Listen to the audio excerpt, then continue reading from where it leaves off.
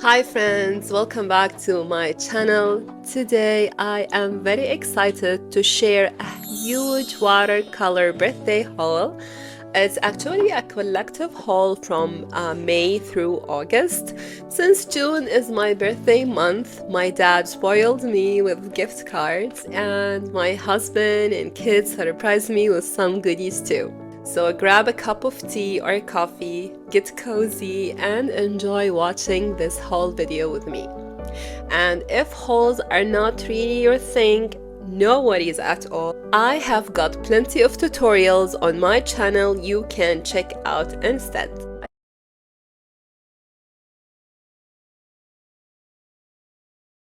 Last year, I filmed and edited this whole video, but I ended up catching a cold and my voice sounded absolutely awful, so I never posted. Fast forward a year later, and I thought it would be more interesting to revisit everything I bought and see what happened to it. Did I love it? Did I use it? Or did it quietly disappear into the destash pile? Let's find out. First up are some say SAKURA Micron pens. Nothing exciting here. They were simply replacement for old faithful pens that had finally dried out. Then I bought these flat brushes because I had grand plans of making neat square swatches instead of circle ones. Did I ever make square swatches? No, not a single one. Next is Fumi Professional Watercolor Brush Set. I think there are 10 brushes in different shapes and sizes, and surprisingly, I still have them all. I also picked up 3 colors of Altenew glitter paste for stenciling, along with their liquid watercolor refill inks. These sounds like such a good idea at that time, but I eventually realized I just wasn't reaching for them, so they have already left my stash.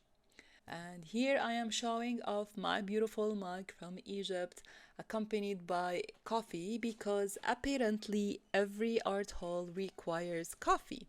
Next are some Fabric Castle brush pens.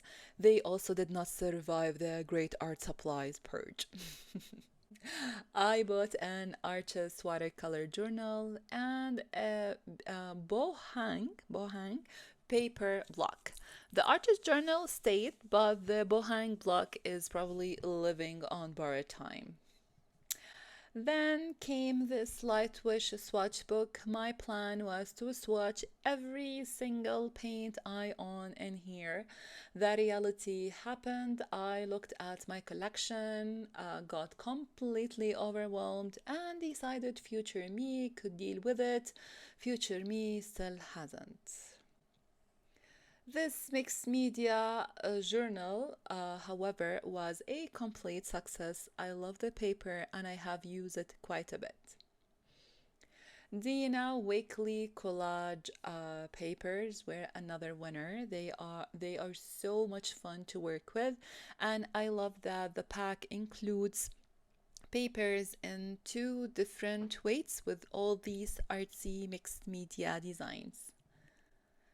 Then there is a color cube card deck. I saw another artist explaining how it works and immediately thought, I need this one in my life. I still haven't made a video about it, but someday I will.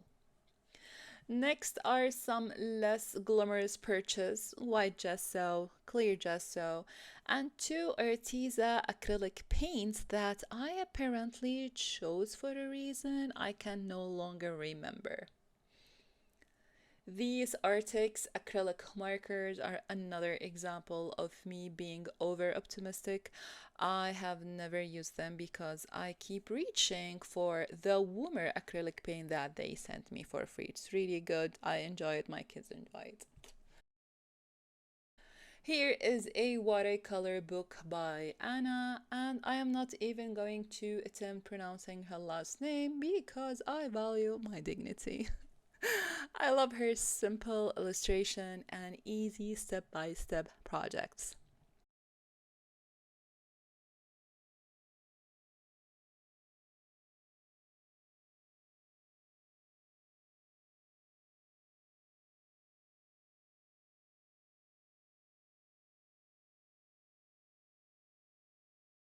These MaimeriBlu paints still untouched.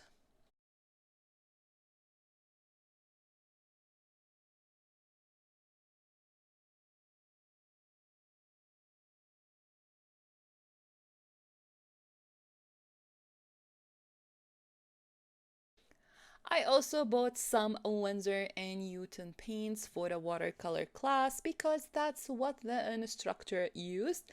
They are not my favorite paints, but they got the job done.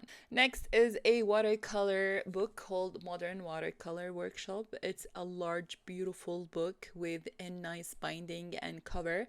I have tried a few of the lessons inside, and they are really easy and relaxing when you don't know what to paint.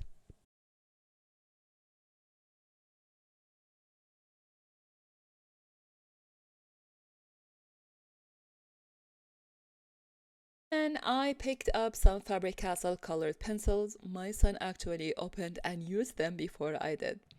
I discovered that while filming this video because the Faber-Castell pastel pencils box was still wrapped, but the color pencils were not. So I knew someone had already gotten into them. I actually prefer pastel pencils because they are cleaner to work with, and I think this was my first pastel pencils set. Next is 30-minute watercolor for beginner. Again, a very simple and easy to follow. This beautiful background can be achieved with distress inks or distress oxide inks because they blend so beautifully. Next is another painting book. I originally thought it was a watercolor book, but it turned out to be focused on acrylics. However, many of the projects could also work with gouache. It's a beautiful book, and I especially love all the flower paintings.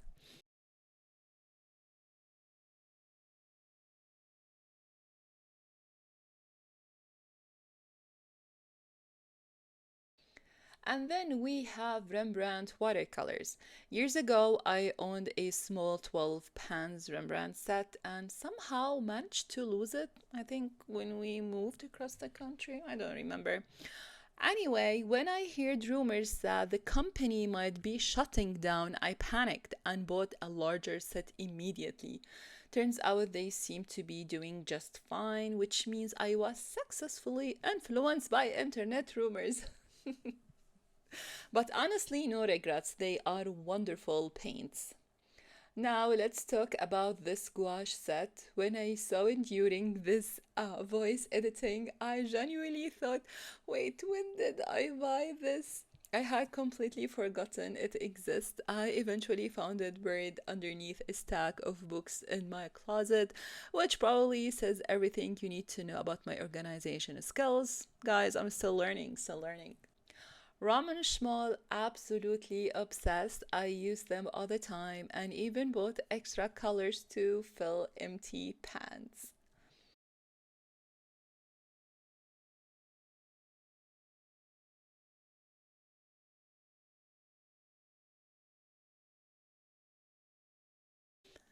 The next book is another gouache book by Anna. Again, I will leave links in the description. I really enjoyed her simple teaching style.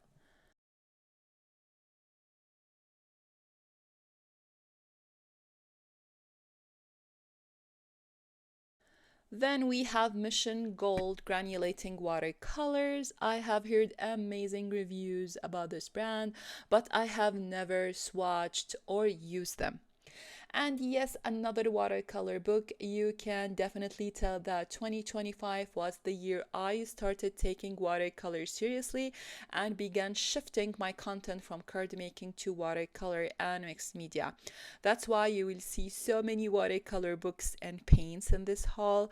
I was buying supplies that were recommended by artists whose work I admire. And yes, another watercolor book, but this one focus on the color wheel, color theory, shadows, and how to mix your paints.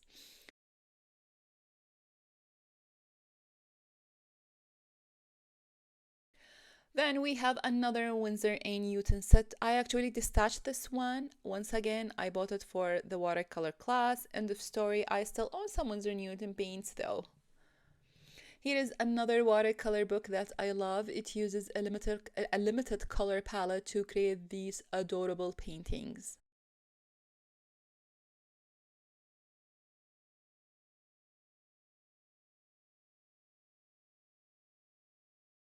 Next are the granulating watercolors from Mijello, and oh la la, these paints are amazing. I cannot wait to share my studies and experiments with them.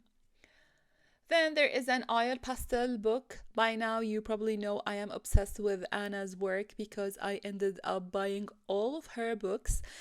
I have completed a few studies from this one already.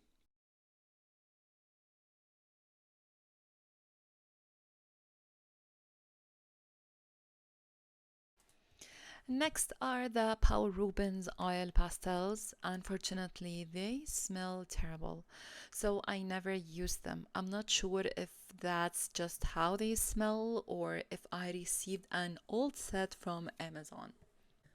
Finally, we have this huge watercolor book, also by Anna. I still have no idea how to pronounce her last name. This book is like an encyclopedia of watercolor. It covers everything from basics to more advanced techniques. It's an amazing resource, and I am currently about halfway through it. By the end of this haul, I realized something important. I do not regret buying any of these supplies.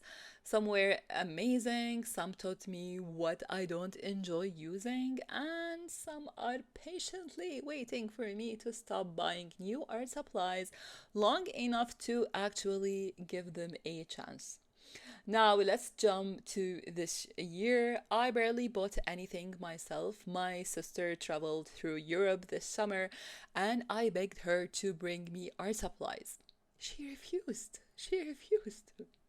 Then she changed her mind, of course, after me, begging her. She's still out of the country, so once she gets back, I will show you everything she brought.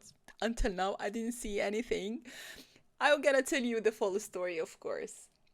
As for my own purchase, I only bought refills for my favorite Daniel Smith colors and some new colors.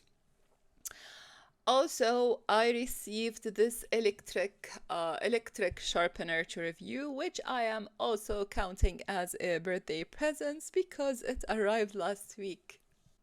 Honestly, there are four things that mysteriously vanish in my house: sharpeners, scissors, rulers, and erasers. I have no idea where they go. I only own one electric sharpener and it's been perfectly fine, so I never felt the need to upgrade. But this one looks sleek, rechargeable, and even has 5 sharpening setting instead of 3. So let's sharpen a few pencils and see if it's actually better or just prettier.